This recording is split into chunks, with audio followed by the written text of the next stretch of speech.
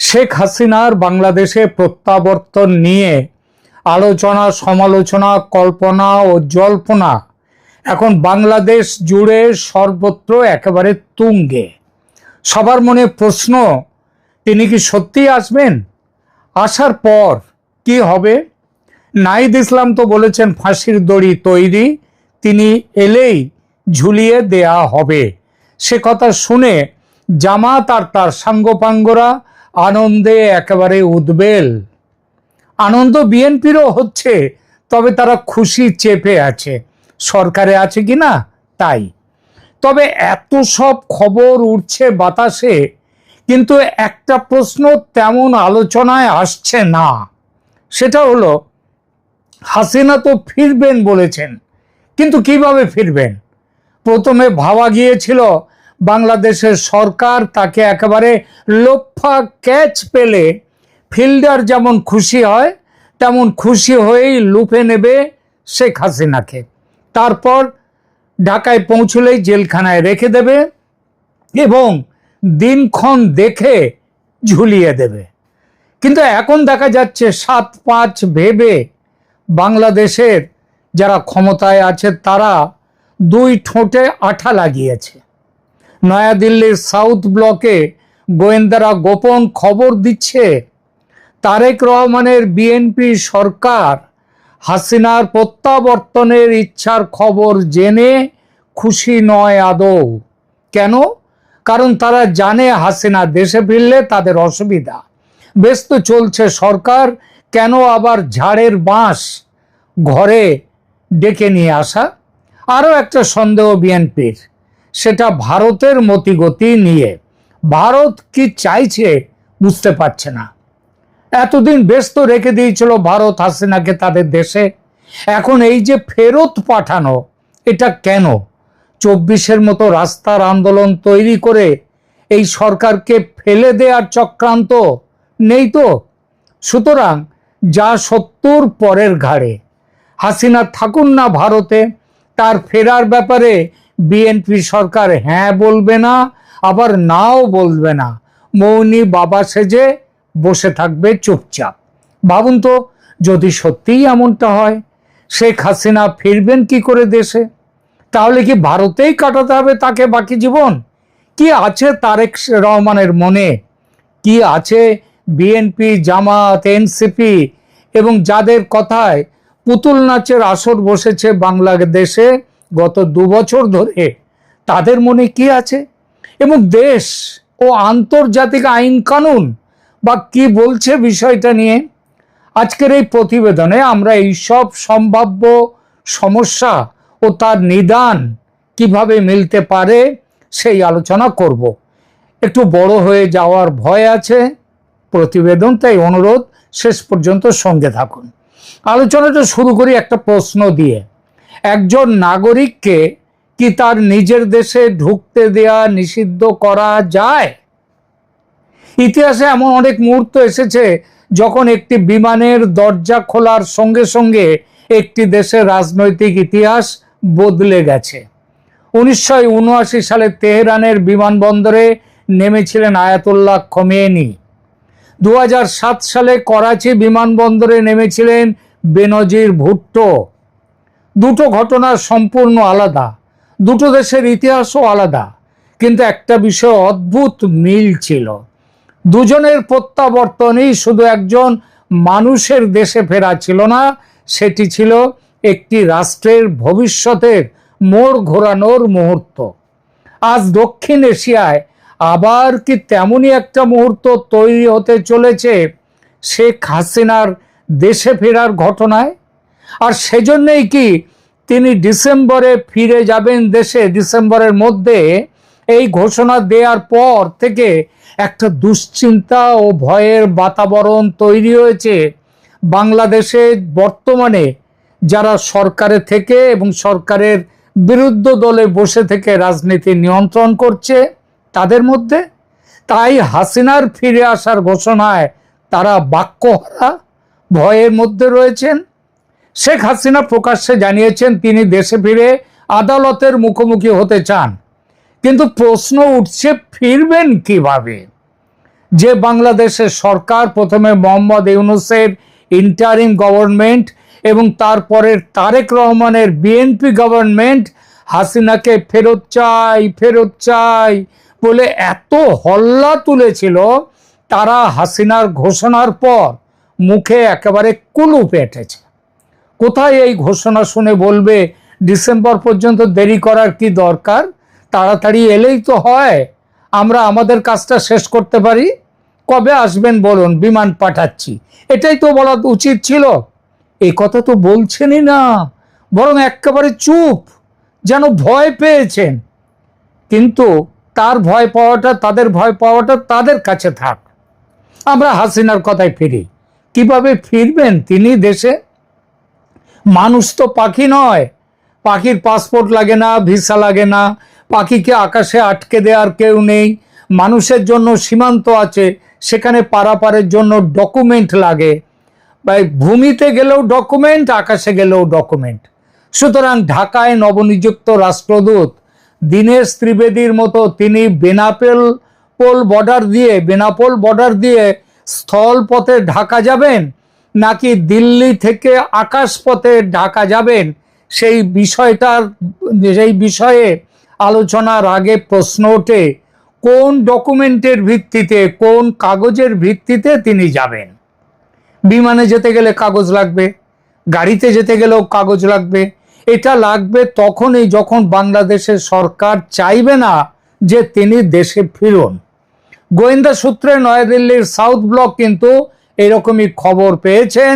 খবরটা হলো বাংলাদেশের সরকার ফেরার কাগজ পাঠাবে না, মানে কোনো অনুমতি পাঠাবে না, বিমান পাঠাবে না, এই বিষয়ে আলোচনায় করতেই তারা রাজি নয়।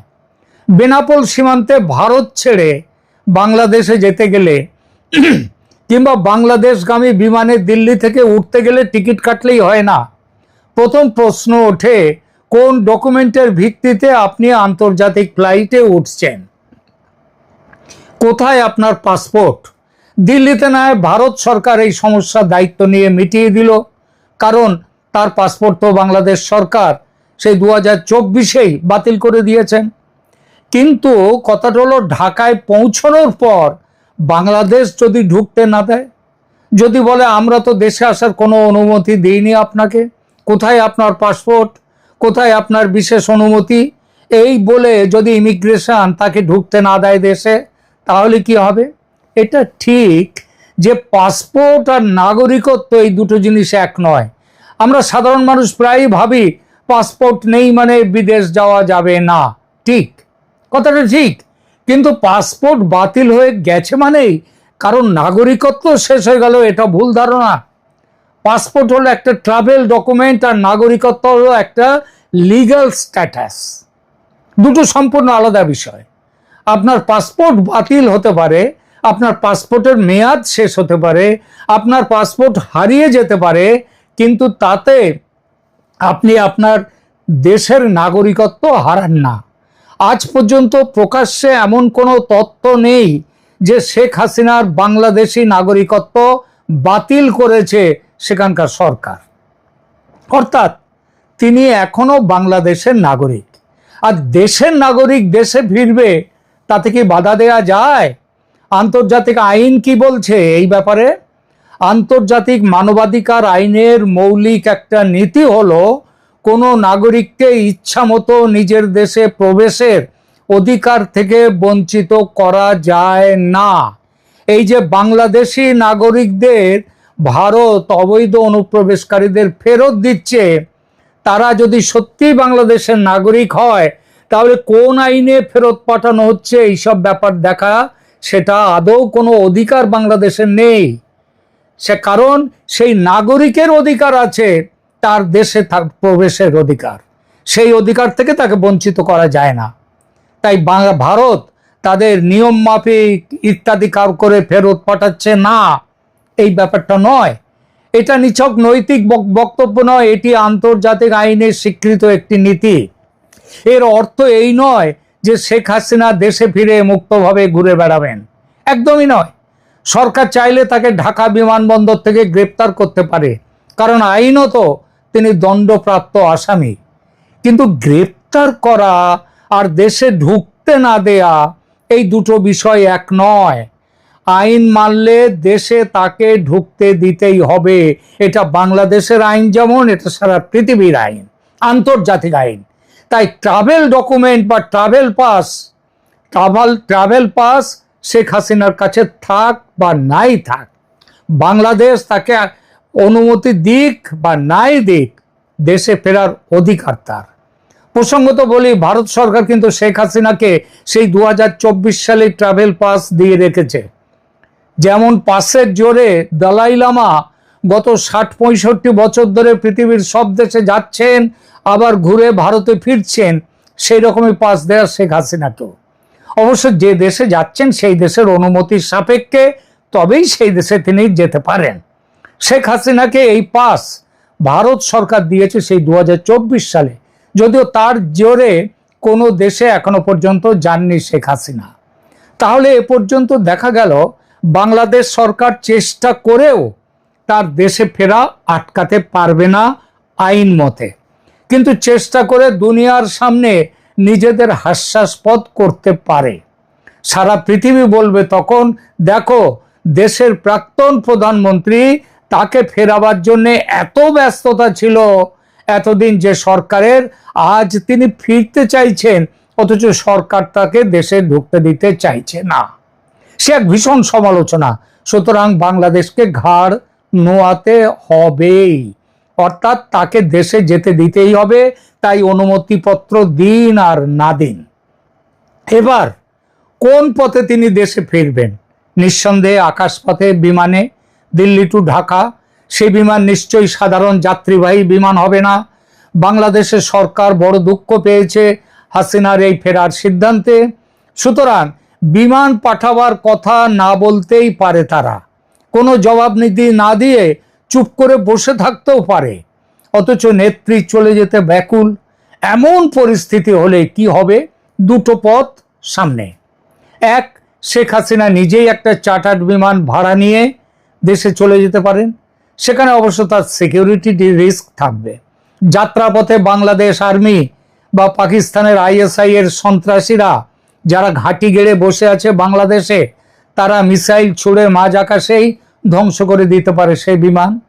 আমি 24 আগস্টে শেখ হাসিনার দেশ ছেড়ে দিল্লি চলে আসার সেই যাত্রা নিয়ে একটি ভিডিও করেছিলাম। দেশ ছেড়ে নেত্রী চলে আসা নিয়ে আমার তৈরি সেই ভিডিও এ বিষয়ে দুনিয়াতে প্রথম ভিডিও ছিল। সেখানে আমি বলেছিলাম আকাশে আক্রান্ত হওয়ার ভয়ে কিভাবে শেখ হাসিনাকে নিয়ে যাওয়া বিমানটি বাংলাদেশের আকাশ সীমা অতিক্রম করেছিল। সমস্ত রকম যোগাযোগ বিচ্ছিন্ন করে তারা অতিক্রম করেছিল বাংলাদেশের আকাশ সীমা। তো সাধারণ চার্টার্ড বিমানে এবার সেভাবে যাওয়া সম্ভব নয়। সুতরাং নাশকতা বা আক্রান্ত হওয়ার সম্ভাবনা ভীষণ বেশি। সেই ঝুঁকি নিয়ে ভারতও কখনোই পাঠাবে না শেখ হাসিনাকে ওই বেসরকারি চার্টার্ড বিমানে। দ্বিতীয় পথ, ভারত নিজে তার সামরিক বিমানে করে পাঠাতে পারে শেখ হাসিনাকে, কিন্তু সেখানেও বড় সমস্যা। প্রথমত, বাংলাদেশ একটা স্বাধীন সার্বভৌম দেশ। ভারতের সামরিক বিমান সে দেশের অনুমতি ছাড়া তার আকাশ সীমায় প্রবেশ করলে সেটা আন্তর্জাতিক কানুনের বিরুদ্ধে চলে যায়। ঢাকা সেই বিমানকে ল্যান্ডিংও যদি করতে দেয়, ল্যান্ডিং করার অনুমতি নাও দিতে পারে ঢাকা পৌঁছবার পর। আর সবচেয়ে বড় কথা হলো, সেই বিমানকেও আক্রমণ করে মাঝ আকাশে ধ্বংস করে দেওয়ার চেষ্টা হতেই পারে। ভারতের পক্ষে সেরকম ঝুঁকি নেওয়াও সমীচীন হবে না। তাহলে কোন পথ খোলা আছে সামনে? এক, ভারত সরকার বাংলাদেশ সরকারের সঙ্গে কূটনৈতিক স্তরে আলোচনা করে বাংলাদেশকে তাদের প্রাক্তন প্রধানমন্ত্রীকে নিয়ে যাওয়ার ব্যাপারে রাজি করাতে পারে। দুই, রাজি হলে ভালো, না হলে ভারতীয় সেনার পক্ষ থেকে বাংলাদেশ সেনাকে বলা হতে পারে 2024-এর 5ই আগস্টে তোমরা সামরিক বাহিনী তোমাদের নিজেদের উদ্যোগে নিজেদের বিমানে আমাদের কাছে তাকে গচ্ছিত রেখে গিয়েছিলে। আজ তোমরাই আবার তাকে নিয়ে যাও, আমরা আর রাখতে পারছি না, এবং কারণ তিনি চলে যেতে চাইছেন। বাংলাদেশের সেনাবাহিনীর কাছে একটা বড় চাপ হবে ভারতের সামরিক বাহিনী এই দাবি তুললে? শেখ হাসিনাকে দেশে নিয়ে গিয়ে বেসামরিক কর্তৃপক্ষ বা পুলিশের হাতে তুলে না দিয়ে, সেটাও তাদের পক্ষে দেওয়াটা মুশকিল, সেটা না দিয়ে তারা করতে পারে কি, শেখ হাসিনাকে সেনা হেফাজতে রেখে দেবে। আমার কাছে খবর আছে এ বিষয়ে বাংলা সেনার সঙ্গে ভারতীয় সেনার আলোচনা চলছে খুব গোপনে। মনে হচ্ছে ভারতের জন্য এবং শেখ হাসিনার জন্য এই বিকল্পটি সবচেয়ে ভালো এবং এর গ্রহণযোগ্যতা সবচেয়ে বেশি। তবে পাকিস্তানের আইএসআই এটাকে একদম মানবে না, এটা নিশ্চিত। তারা এর তীব্র বিরোধিতা করবে। আইএসআই এর সঙ্গে থাকবে জামাত, এনসিপি, এমনকি বিএনপির একটা বড় অংশ, সেনার একটা অংশকেও তারা পাবে সঙ্গে। সেনার মধ্যে তখন একটা তীব্র বিভাজন দেখা দিতে বাধ্য শেখ হাসিনাকে নিয়ে, যার ফলে একটা সেনা অভ্যুত্থান ঘটে গেলেও অবাক হওয়ার কিছু নেই। কিন্তু সেটা এই প্রতিবেদনের আলোচ্য নয়। এখানে আলোচ্য শেখ হাসিনার দেশে ফেরা নিয়ে, কিভাবে তিনি ফিরবেন সেই বিষয়ে কথা বলছি আমরা। ধরা যাক শেষ পর্যন্ত যে কারণেই হোক বাংলাদেশ সেনার পক্ষ থেকে নিয়ে যাওয়ার ব্যবস্থাটাও হলো না। তেমন পরিস্থিতিতে আর কোন বিকল্প ব্যবস্থা থাকতে পারে? আন্তর্জাতিক পর্যবেক্ষকদের উপস্থিতিতে প্রত্যাবর্তন। এটি অত্যন্ত সংবেদনশীল, কিন্তু ইতিহাসে এমন নজির রয়েছে যেখানে আন্তর্জাতিক উপস্থিতি উত্তেজনা কমানোর চেষ্টা করেছে, উত্তেজনাকে নিয়ন্ত্রণে রেখেছে। আর একটি বিকল্প, বাংলাদেশের আদালতে শেখ হাসিনার পক্ষ থেকে আগাম আবেদন হবে আমাকে দেশে ফিরতে দেয়া হোক, এই সরকার ফিরতে দিচ্ছে না। এটি নজিরবিহীন হবে, কিন্তু অসম্ভব নয়। আবার এটাও ঠিক, আইনি গড়িমসির সুযোগ নিয়ে সেই মামলা ঝুলিয়ে রাখা হবে অনন্তকালের জন্য, এবং যতদিন না মামলা হয় ততদিন শেখ হাসিনাকে বাধ্য হয়ে ভারতে থাকতে হবে। অতঃপর আসি শেষ বিকল্পে, আন্তর্জাতিক চাপ সৃষ্টি করে বাংলাদেশ সরকারকে বাধ্য করা যাতে শেখ হাসিনার দেশে ফেরার ব্যবস্থা তারা করে। জাতিসংঘের পক্ষ থেকে বাংলাদেশকে বলাই যেতে পারে, দেশের নাগরিক দেশে ফিরতে চাইলে আটকে রাখা যায় না, তোমরা ব্যবস্থা করো। সে ব্যবস্থায় যুক্ত থাকতে হবে বাংলাদেশ সেনাকে। তারা তাদের ব্যবস্থাপনায় শেখ হাসিনাকে দেশে নিয়ে যাবে। দেশে নিয়ে যাওয়ার পর সেনা হেফাজতে থাকবেন নেত্রী। সেখান থেকে তার বিরুদ্ধে শাস্তির পুনর্বিচার চেয়ে তিনি সুপ্রিম কোর্টে যাবেন। এই পুরো প্রক্রিয়াগুলো হবে আন্তর্জাতিক সংস্থার নজরদারিতে। আন্তর্জাতিক সংস্থার সাথে আন্তর্জাতিকভাবে বিভিন্ন দেশ থাকবে, পশ্চিমের দেশ থাকবে, আমেরিকা থাকবে, ভারত তো থাকবেই, যার মধ্যে জাতিসংঘের পাশাপাশি থাকবে, এদের পাশাপাশি থাকবে আন্তর্জাতিক মিডিয়া। পুরো ঘটনাক্রমের ওপর আন্তর্জাতিক সংবাদ মাধ্যমের তীক্ষ্ণ নজর থাকবে। আমার কাছে খবর আছে শেখ হাসিনা তার দেশে ফেরার সময় তার সঙ্গে যাওয়ার জন্যে সাংবাদিকদের বিভিন্ন মিডিয়ার লিস্ট তৈরি করা হচ্ছে, দেশের এবং দেশের বাইরের আন্তর্জাতিক মিডিয়া। আপনি যদি ভাবেন ইন্টারন্যাশনাল মিডিয়ার কি দায়ে পড়েছে, তাহলে আপনি ভুল ভাবছেন। বাংলাদেশ ও শেখ হাসিনা এতদিন সেভাবে কভারেজ পায়নি, নিরপেক্ষ কভারেজ পায়নি। আজ রয়টার্সের এক ইন্টারভিউয়ের পর বিশ্ব মিডিয়া কড়া নজর রেখেছে শেখ হাসিনার দেশে ফেরার ওপর। এরকম নজর রাখার দুটো উদাহরণ এই মুহূর্তে মনে পড়ছে আমার, দুটোই অন্য দেশের। প্রথম উদাহরণ বেনজির ভুট্টোর, তার 8 বছর পর দেশে ফিরে আসা। 2007 সাল, পাকিস্তান। 8 বছর নির্বাসনে থাকার পর দেশে ফিরলেন সাবেক প্রধানমন্ত্রী বেনজির ভুট্টো। তিনি শুধু একজন রাজনৈতিক নেতা হিসেবে ফিরছিলেন না, তিনি ফিরছিলেন এমন এক দেশে যেখানে সেনাবাহিনী, বিচার ব্যবস্থা, রাজনৈতিক দল এবং আন্তর্জাতিক শক্তিগুলোর মধ্যে জটিল টানাপোড়েন চলছিল, অনেকটা আজকের বাংলাদেশের মতো। কিন্তু সবচেয়ে আশ্চর্যের বিষয় কি ছিল জানেন? বেনজিরের সঙ্গে করাচিতে নেমেছিল সেদিন গোটা পৃথিবীর সংবাদ মাধ্যম, Reuters, Associated Press, AAP, BBC, CNN, Al Jazeera, Sky News, প্রায় সবাই। কারণ বিশ্ব বুঝেছিল এটা শুধু পাকিস্তানের খবর নয়, এটি আন্তর্জাতিক রাজনীতির খবর।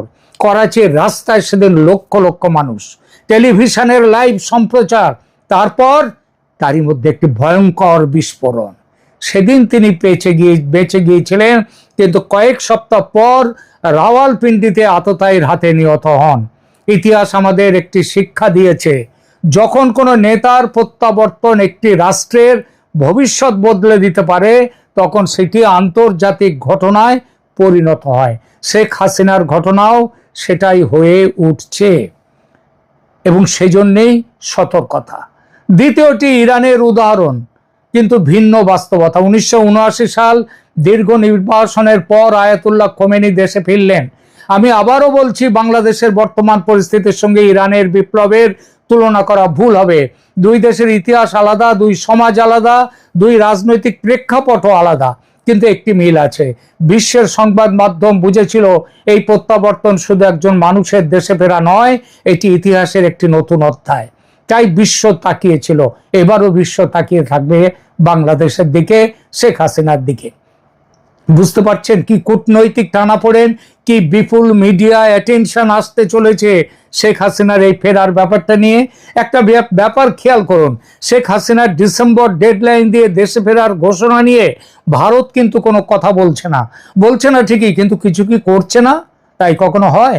খেলছেন শেখ হাসিনা, ঘটনার কেন্দ্রে তিনি, কিন্তু ভারত মাঠ তৈরি করছে, ব্যবস্থাপনার দায়িত্বে আছে ভারত। সব রকম সহযোগিতা, যেসব সহযোগিতা দরকার সবটাই করছে ভারত। কারণ এটা নিঃশুল্ক সেবা নয়, ভারতেরও স্বার্থ আছে। সবচেয়ে বড় স্বার্থ, বাংলাদেশ স্বাভাবিক থাকলে ভারতের নর্থ ইস্ট সুরক্ষিত থাকবে, পাকিস্তান ঘেঁষতে পারবে না, চীন দূরে থাকবে, মৌলবাদ সন্ত্রাস ডানা মেলতে পারবে না। শান্ত বাংলাদেশ শুধু বাংলাদেশের শান্তি রাখে না, ভারতকেও শান্ত রাখে। আর এই ভাবনা থেকেই দীনেশ ত্রিবেদী শুধু ঢাকায় ভারতের রাষ্ট্রদূত নন, তার পদমর্যাদা ভারতের কেন্দ্রীয় সরকারের এক ক্যাবিনেট মন্ত্রীর মতো। কেন হঠাৎ এই ব্যবস্থা? তার কারণও শেখ হাসিনার দেশে ফেরা। কারণ ভারত তৈরি হয়ে নামছে আসরে। আমি বলছি না দিল্লি নিশ্চিত জানে কি ঘটবে বাংলাদেশে, এমন দাবি করার কোনো ভিত্তি নেই যে এটাই ঘটবে, কিন্তু রাষ্ট্রের কাজ হলো সবচেয়ে খারাপ সম্ভাবনার জন্যও প্রস্তুতি নেওয়া। যদি শেখ হাসিনা সত্যিই দেশে ফেরেন, যদি বাংলাদেশে ব্যাপক রাজনৈতিক অস্থিরতা তৈরি হয়, যদি আন্তর্জাতিক সংবাদ মাধ্যম ঢাকায় ভিড় করে, যদি ভারতীয় নাগরিকদের নিরাপত্তার প্রশ্ন ওঠে, যদি সীমান্তে উত্তেজনা বাড়ে, যদি ভারতকে ঘন্টায় ঘন্টায় সিদ্ধান্ত নিতে হয়, তাহলে সেই মুহূর্তে দিল্লির চোখ কান কে? উত্তর একটাই, ঢাকায় ভারতের হাই কমিশন। আর সেই কারণেই দীনেশ ত্রিবেদীকে ক্যাবিনেট সমমর্যাদা দেয়া কেবল আনুষ্ঠানিক প্রোটোকল নয়, এটি একটি রাজনৈতিক সংকেত। সরকার এমনটি বলেছে, আমি সেটা বলছি না, আমি সেটা দাবিও করছি না, কিন্তু ঘটনাগুলোর সময়কাল এবং বাংলাদেশের বর্তমান কৌশলগত গুরুত্ব এই সিদ্ধান্তে আসতে বাধ্য করে। শেষ পর্যন্ত তাহলে কি দাঁড়াতে পারে পুরো ঘটনাক্রম? 1, শেখ হাসিনা দেশে ফিরছেন তার ঘোষণা মতো। 2, বাংলাদেশ সরকার সামরিক বাহিনীর বিমান পাঠিয়ে সামরিক বাহিনীর ব্যবস্থাপনায় শেখ হাসিনাকে দেশে ফিরিয়ে নিয়ে আসতে বাধ্য হবে। 3, ঢাকায় পৌঁছার পর শেখ হাসিনা সেনাবাহিনীর হেফাজতে থাকবেন। 4, সেনাবাহিনীর হেফাজতে থেকেই তিনি সুপ্রিম কোর্টে পুনর্বিচারের মামলা লড়বেন। 4, বাংলাদেশের ওপর আন্তর্জাতিক মিডিয়ার নজর এতটা তীক্ষ্ণ বিস্তৃত হবে যে আওয়ামী লীগকে চেপে রাখা যাবে না। গণ আন্দোলনের তীব্রতায় বিএনপি সরকার পড়ে যেতে পারে। এবং সর্বশেষ, সেনা অভ্যুত্থানের একটা সম্ভাবনা আছে। সেই অভ্যুত্থানের পেছনে ভারতের ভূমিকা মুখ্য থাকতেও হতে পারে, কিন্তু সঙ্গে আমেরিকাও থাকবে। এখনকার মতো এখানেই রাখছি। কেমন লাগলো এই প্রতিবেদন কমেন্ট করে জানান, লাইক দিন, শেয়ার করুন এবং অবশ্যই চ্যানেল সাবস্ক্রাইব করে মনোজ দাসের পাশে থাকুন, ক্যালকাটা ডায়ালগসের পাশে থাকুন। ধন্যবাদ।